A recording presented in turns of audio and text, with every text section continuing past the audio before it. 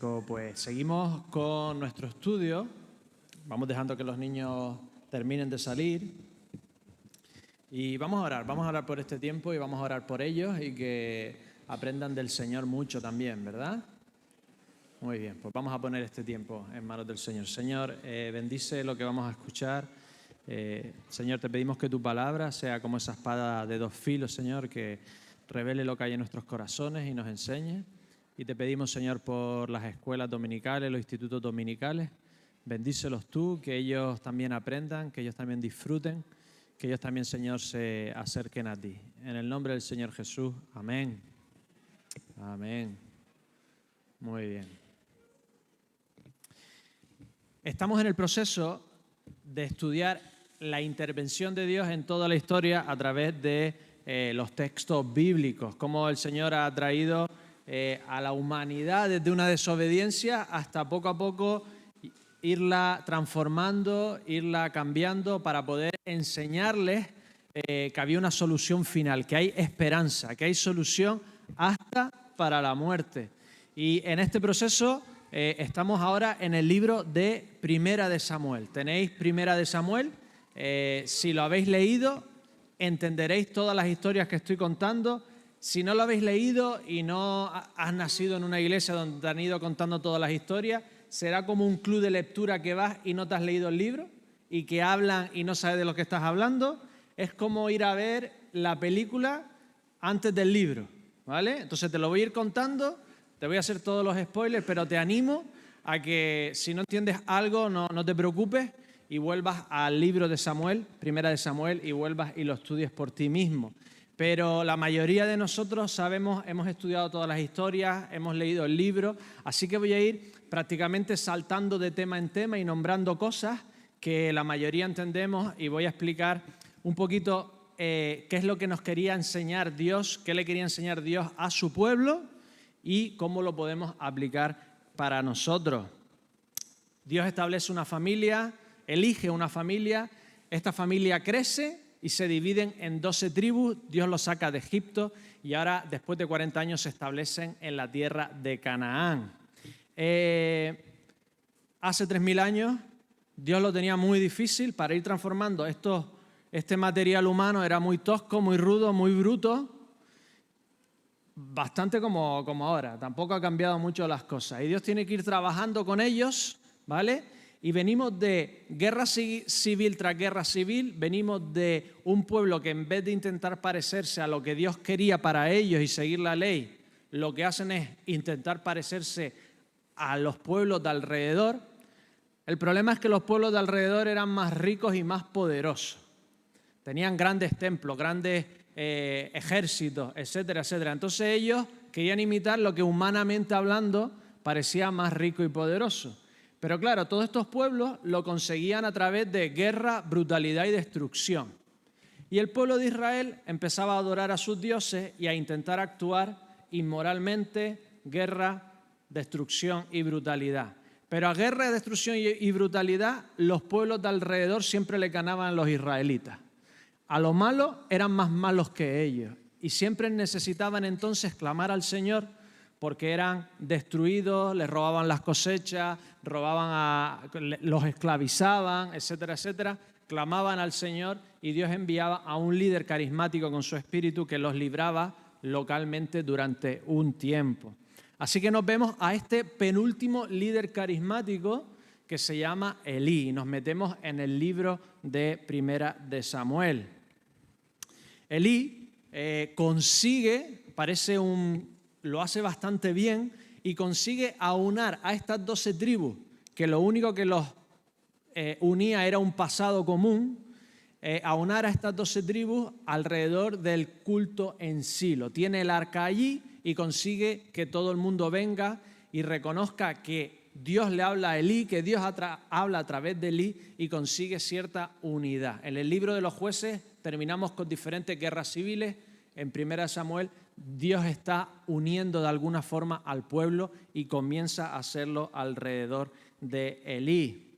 Elí tenía un problema, que a pesar de que él era fiel, tenía unos hijos que no lo eran tremendamente corruptos.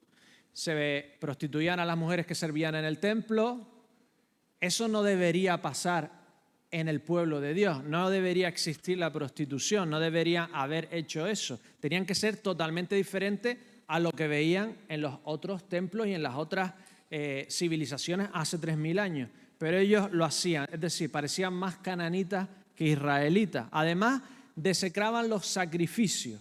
El pueblo de Dios venía a ofrecer sacrificio a Dios y una porción iba para ellos para comérselo, otra porción se quemaba para Dios, si no era un holocausto que se quemaba entero, pero la mayoría era una porción para ellos para comer, una porción se quemaba para Dios y una porción para el sacerdote.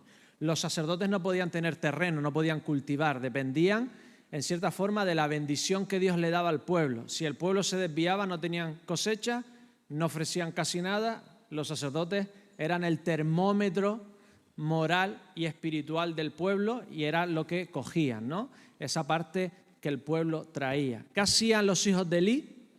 Tenían que coger la comida después de ser ofrecida a Dios, pero ellos lo cogían antes.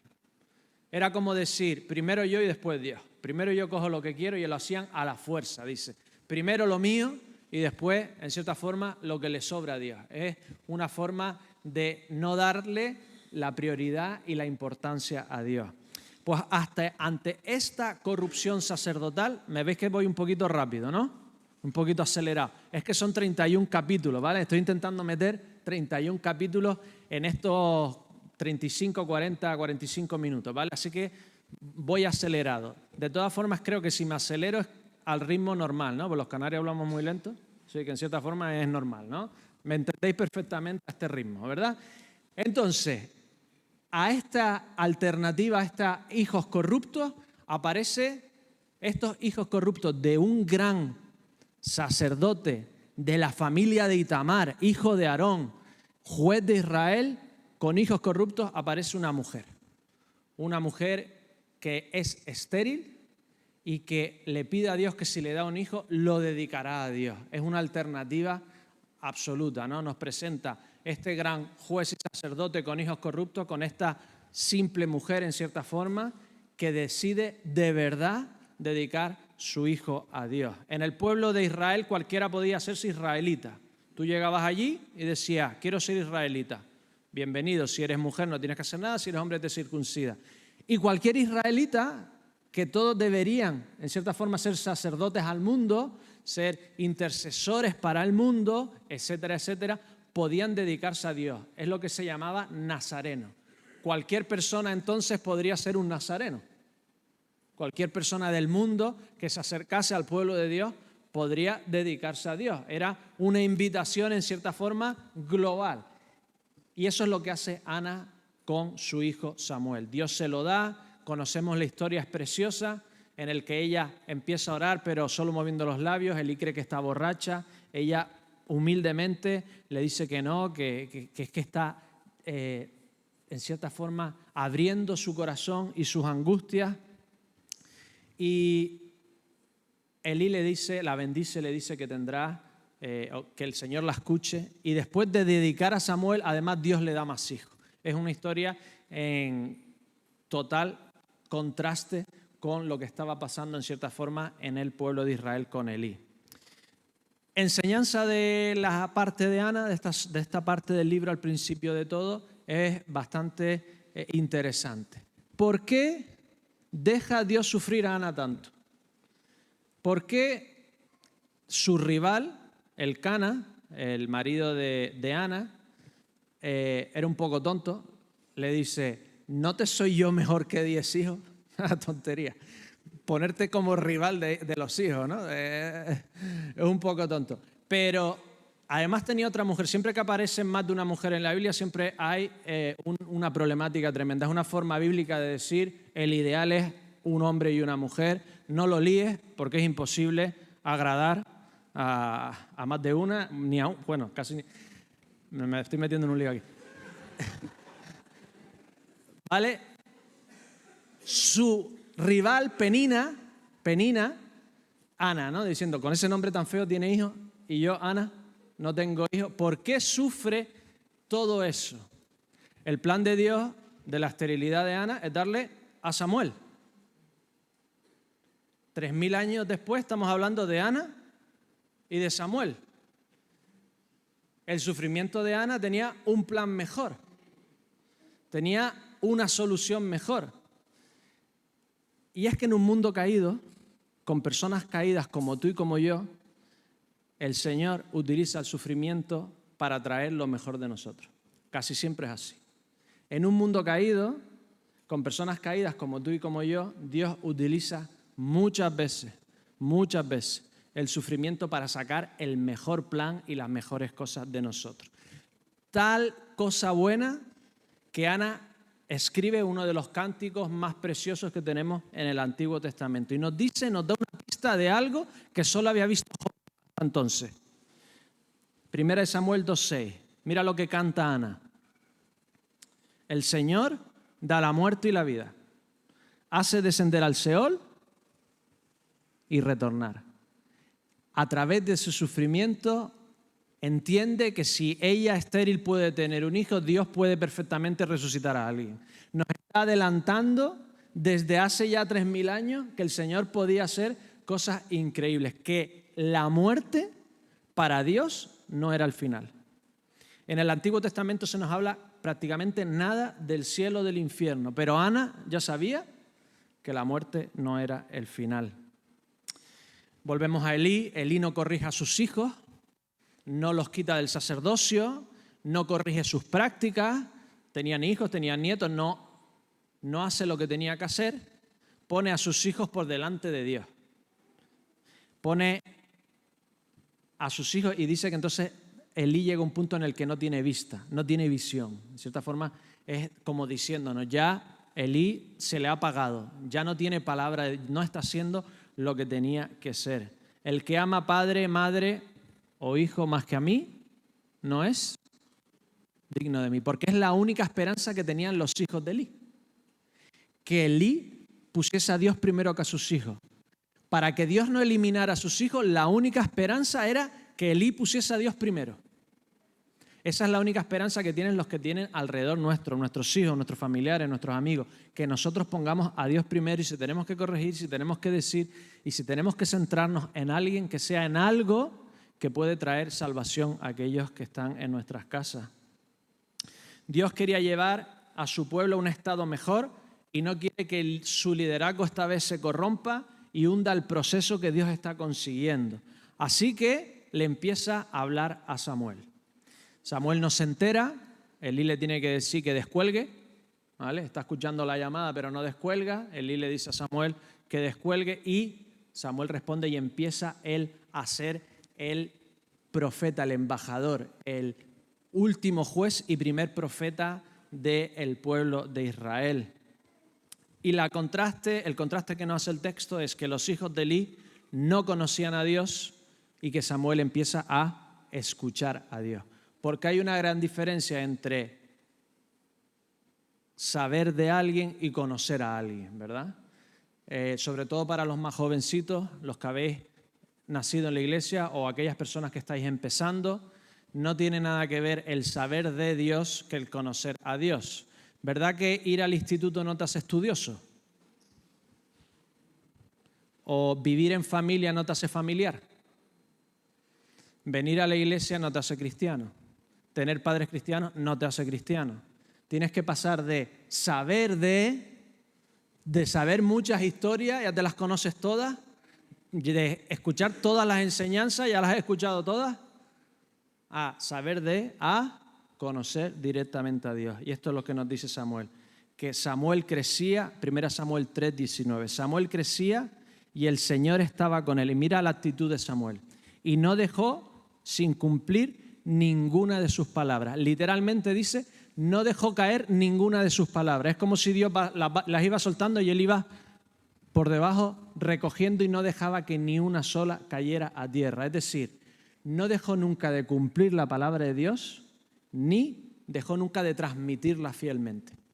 Era una persona que no dejaba caer la palabra de Dios al suelo, en cierta forma para que fuera pisoteada, ¿no? Nosotros somos profetas, nosotros somos sacerdotes en este mundo, conocemos la palabra de Dios y no debemos dejar que ésta caiga, ¿verdad? Tenemos que obedecerla y transmitirla tal cual el Señor nos las ha enseñado a nosotros. Este juez, sacerdote, líder, profeta, Samuel lo era prácticamente todo, ¿no? Y no era levita. Al principio del libro nos dice que era de la familia de Efraín.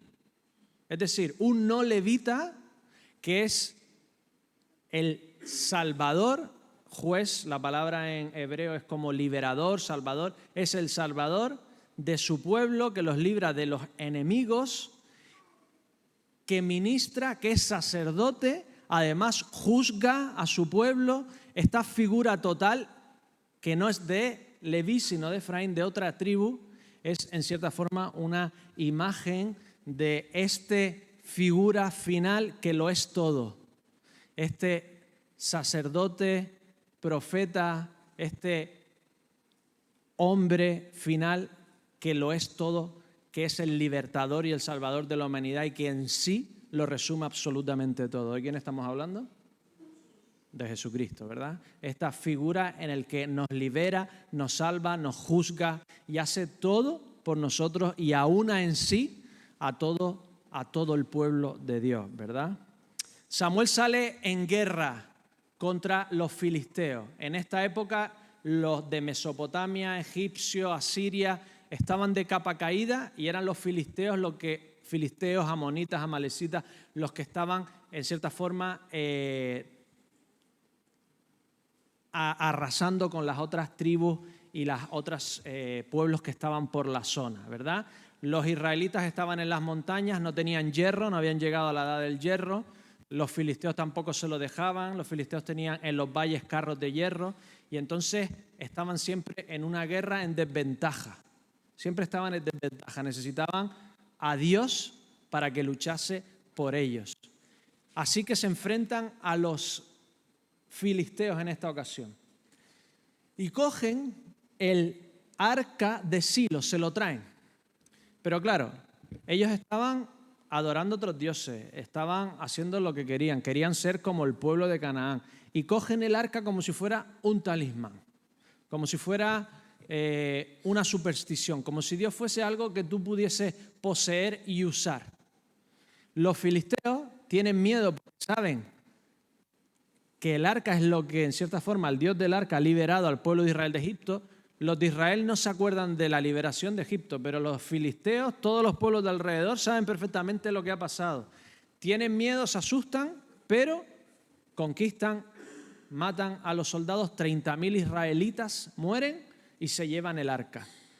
Elí, sus hijos mueren y Elí nos da como en el último momento un hilo de esperanza.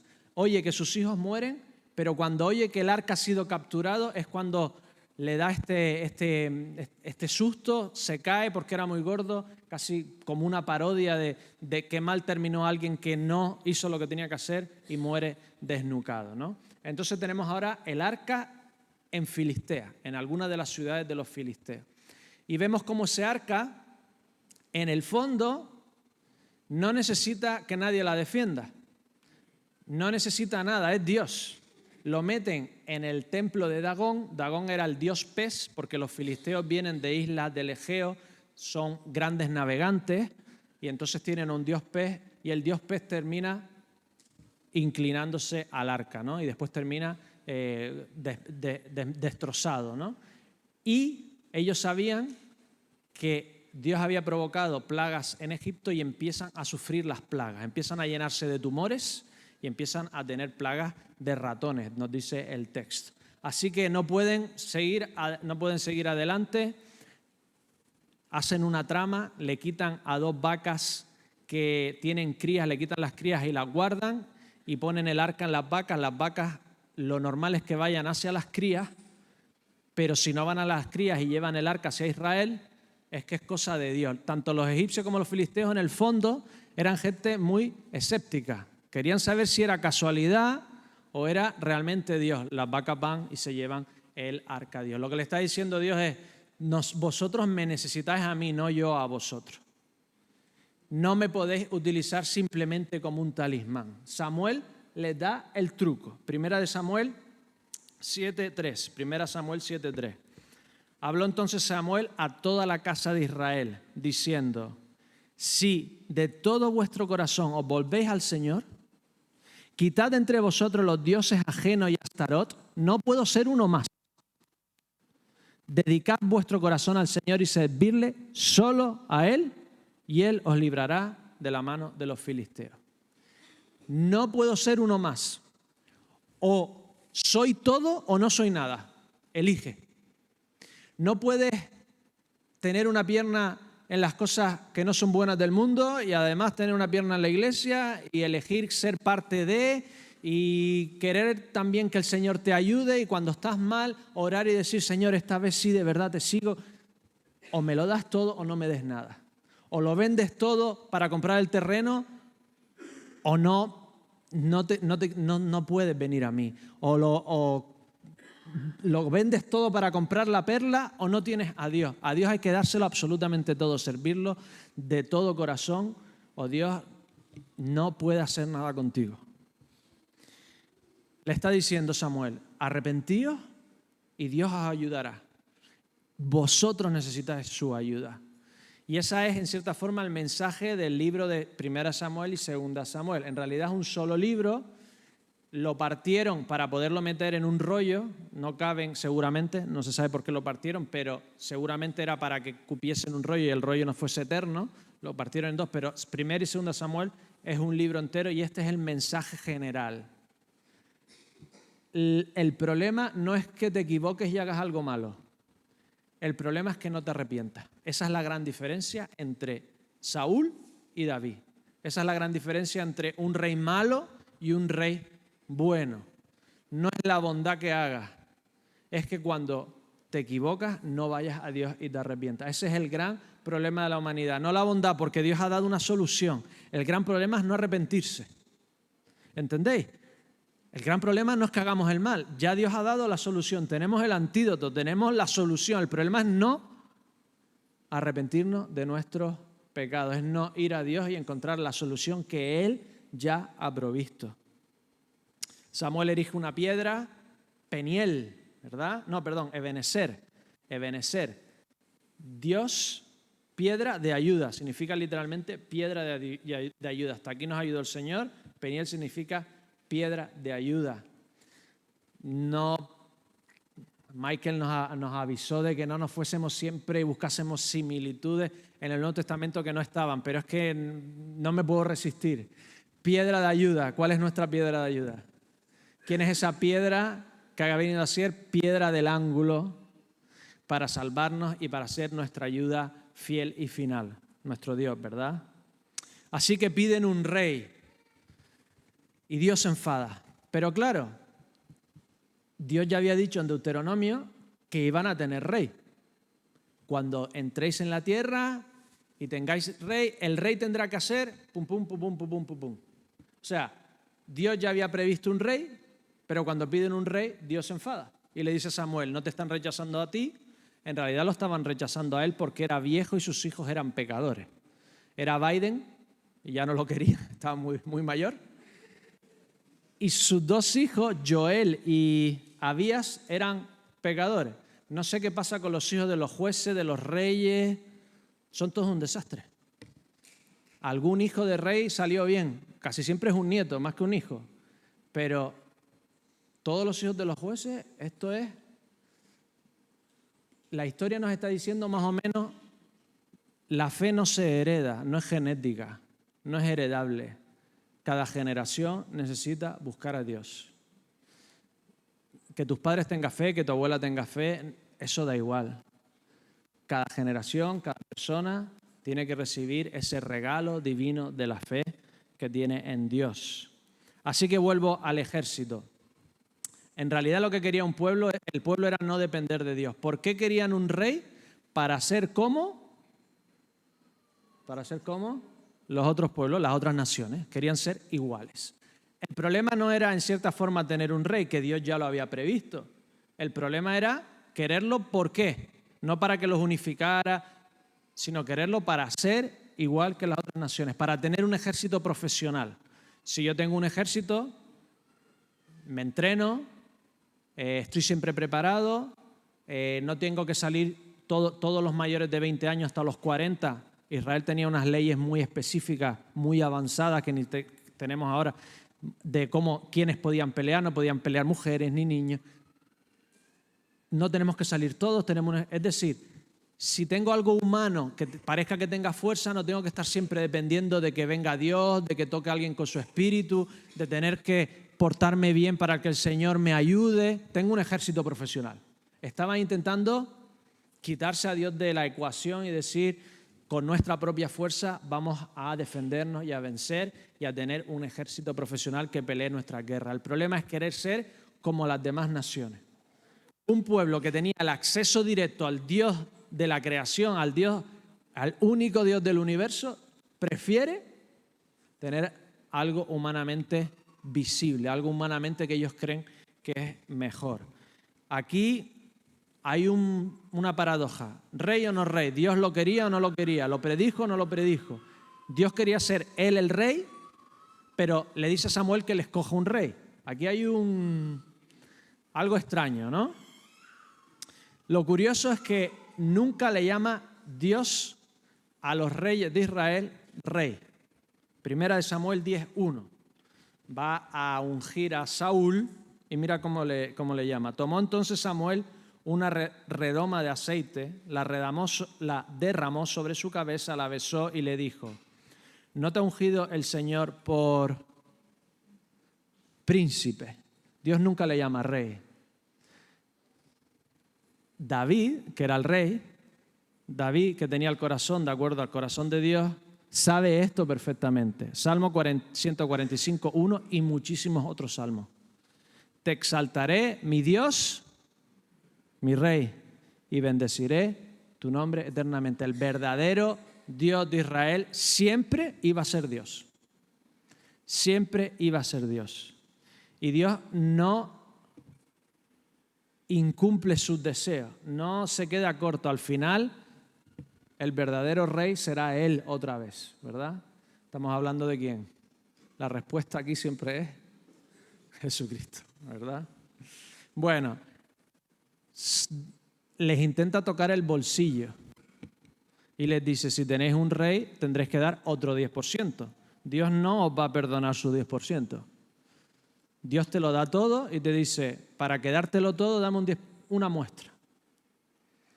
Su muestra no se la perdona, tiene que añadir otro 10%. De repente pasan de un 10% a pagar una burocracia de otro 10%. Les toca el bolsillo, si llegan a ser no, son bromas. Iba a decir, si llegan a ser catalanes, seguro que dicen, no rey, no rey.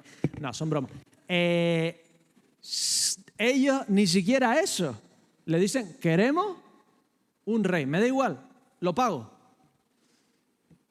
Y van y cogen a el rey que humanamente hablando era mejor opción. Lo curioso es que Dios les dice, vale, a Samuel, dale rey.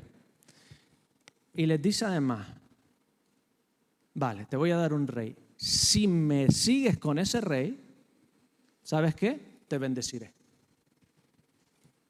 Y esto me encanta en cierta forma. Voy a bendecirte, plan B, si me sigues. Qué maravilla, ¿no? ¿Cuántos planes B o C hemos elegido nosotros? ¿Cuántas veces sabíamos que eso no era al principio lo que yo tenía que? Y al final el Señor te dice, mira, ¿sabes qué? Si con plan B me sigues, te voy a bendecir. Gloria a Dios, ¿verdad? Porque Él tiene la misericordia de sacar bondad y de muchas veces decir, mira, ¿sabes qué? Da igual lo que pase, que si me sigues, te voy a bendecir. Saúl es benjamita.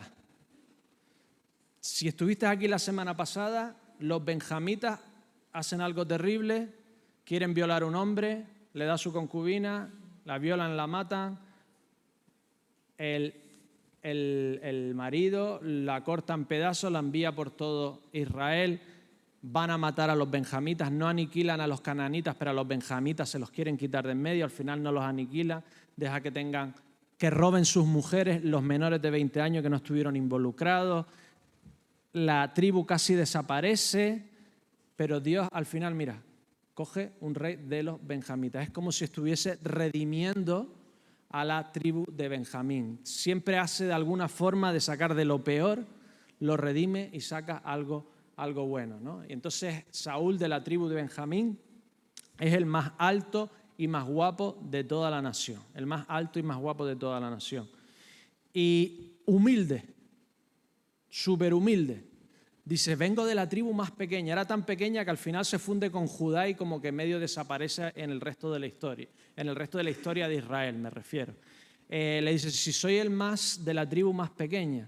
Es tan humilde que lo van a hacer rey y se esconde. Un tío altísimo seguramente se esconde por ahí. Es tan humilde que gana la primera batalla, quieren matar a aquellos que se opusieron a que él fuera rey y él dice, no, salvación ha traído el Señor, en este día no los mataremos. Coge el trono y casi inmediatamente el poder lo corrompe. El poder corrompe hasta el más humilde. Casi inmediatamente Samuel le dice, en esta batalla voy a sacrificar a Dios. Está ahí Saúl, tarda un poco Samuel, ¿vale? Se le pincha la rueda, tarda un poquito, llega tarde, está llegando tarde y la gente se le empieza a ir, se descansa y se le empieza a ir. Y Saúl, como ve que empiezan a irse, decide sacrificar él mismo. ¿Desde cuándo a Dios le importa el número de soldados que tenía Israel? O sea, si Saúl es un poco consecuente como actúa Dios, le daba 8 que 80 que hubiesen 3.000, que hubiesen 5.000, 300 o 30. Al final, la mayoría de las veces confundían los mismos ejércitos y se mataban entre ellos. Pero Saúl se adelanta y quiere él ponerse en el lugar que no le correspondía. Porque en la historia de Israel solo habrá un rey sacerdote. ¿Qué es? Jesús. Así que Dios decide quitarle el reino. Saúl a partir de ahí solo va de mal en peor y empieza su declive y empieza la ascendencia de David al mismo tiempo. La semana que viene el pastor Eduardo nos hablará también de David. Él pasa de ser humilde a solo importarle su reino. Intenta matar a David numerosas ocasiones. Intenta matar a su hijo Jonatán 2 veces. Una porque comió en una batalla. Hoy necesita comer las tropas, pero en aquella época, a base de palos y piedras, a lo bruto, todavía, pues David coge miel, Jonatán coge miel y Saúl, como se lo había prometido a Dios, que cualquiera que comiera antes de aniquilar o de matar a los contrincantes sería sacrificado. ¿Es cananita o israelita? ¿Los israelitas sacrifican gente o no sacrifican gente? No sacrifican gente. Son los cananitas los que sacrifican humanos. ¿Qué está haciendo Saúl prometiendo esa locura? El pueblo le impide que mate a su hijo, pero lo intenta volver a matar con una lanza cuando Jonatán excusa a David de que no vino a la mesa del rey. ¿Os acordáis de esa historia? Intenta matar 2 veces a David, pero también intenta matar a su propio hijo Jonatán por excusarlo. A él lo que le importaba era el trono. El resto le daba igual. Y termina sus días de la peor forma posible. Empieza por un lado a quitar los adivinos, los mediums. Dios prohíbe que tengan necromancia, que hablan con los muertos. Y como Dios no le habla antes de la batalla, decide, para tener palabra de Dios, pasar líneas enemigas, encontrar una medium para poder hablar con Dios. O sea, el pecado te hace tonto. Dios no te habla, por lo tanto vas a hacer algo que Dios te ha dicho que no hagas para que te hable. Es como nos metemos un poquito de salseo. ¿Le habló o no le habló Samuel? ¿Os interesa? ¿No? Este tema es... ¿Vale? Veo alguna sonrisa, veo que os interesa. El que no sepa de lo que estoy hablando pensará que estoy diciendo, pero el resto más o menos sabemos de... ¿Le habló o no le habló Samuel?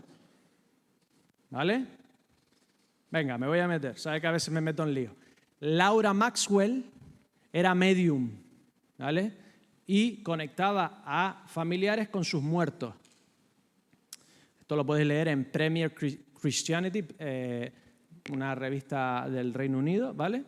Y nos cuenta que lo que ella creía que eran guías espirituales y los familiares de los muertos, cuando se hizo cristiana, se dio cuenta que eran demonios. Demonios que en las iglesias aquí a veces nombramos a los demonios y al diablo, ¿vale? Casi nunca hablamos de dinero, pero lo vamos a nombrar, existen, ¿vale?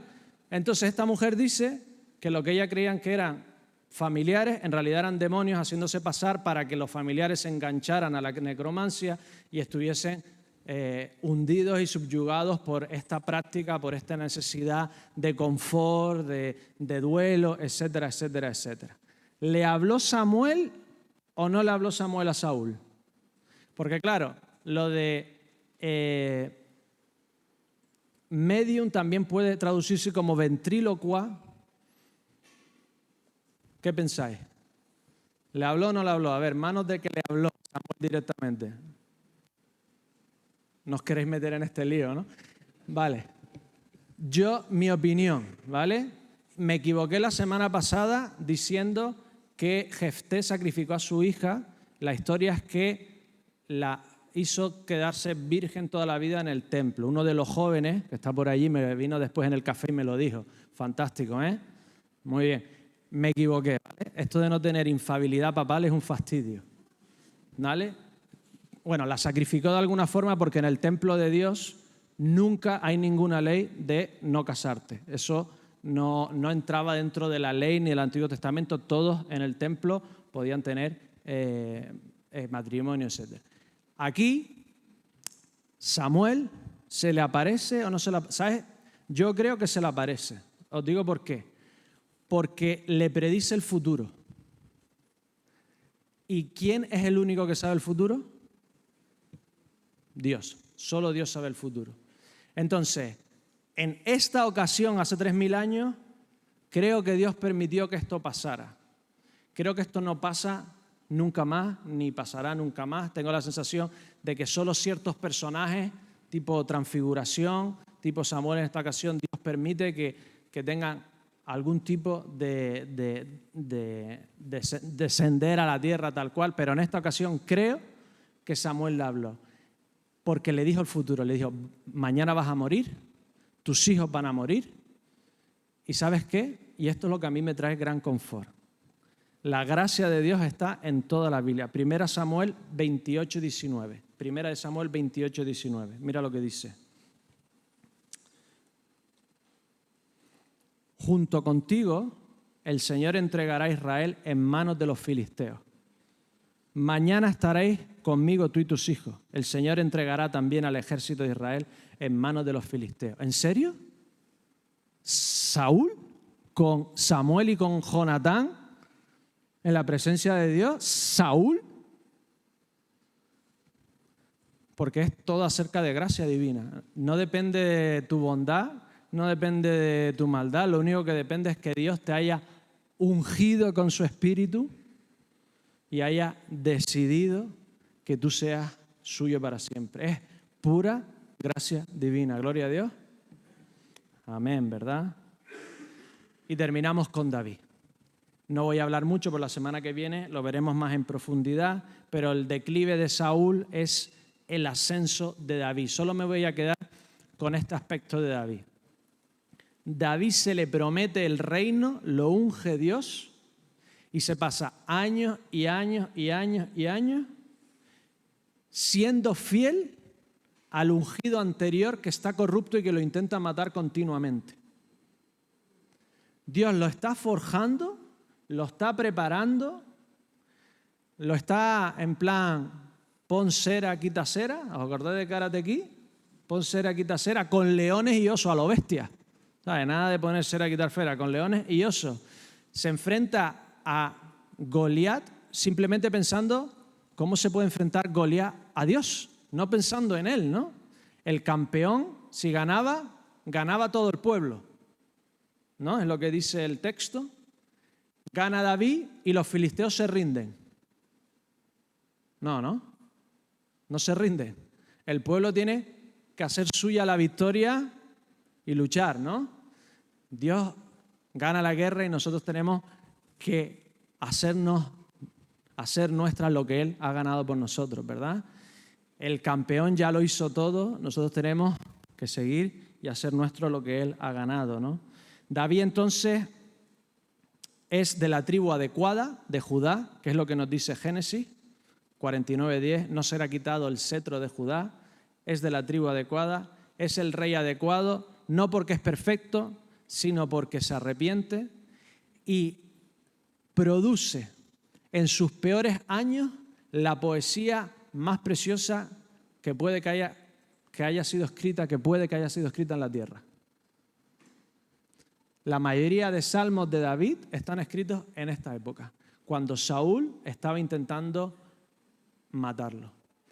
En los peores momentos, Dios utiliza a las personas en los peores momentos para producir en este mundo caído las cosas más maravillosas.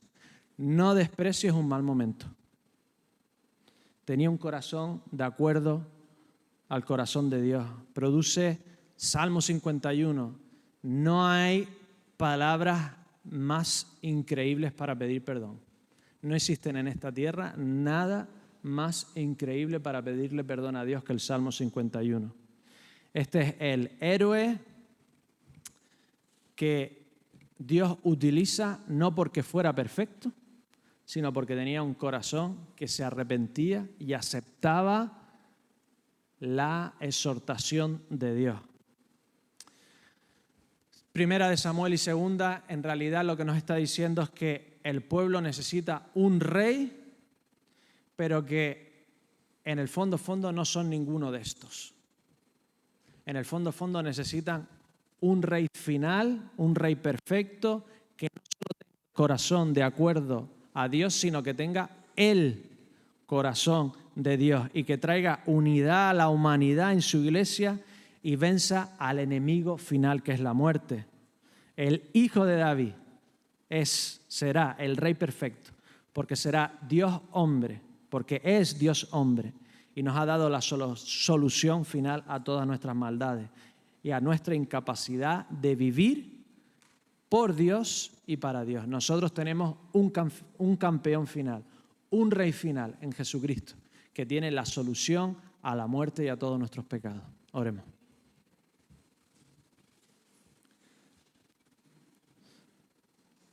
Dios de los cielos, gracias porque lo único que necesitamos para venir a ti es arrepentimiento, Señor. Gracias, Señor, porque no es lo que nosotros hagamos, sino lo que tú haces, Señor, lo que tú eliges, lo que tú escoges. Señor, te pedimos que en esta mañana, si alguien no te conoce, que venga ante ti, Señor, con un corazón afligido, con un corazón como el de Ana, con un corazón como el de David, en el que vengamos aquí, Señor, y simplemente traigamos nuestras miserias, Señor, y te pedamos perdón. Bendícenos en esta mañana, Señor. Bendice a cada familia que está aquí. En el nombre del Señor Jesús. Amén.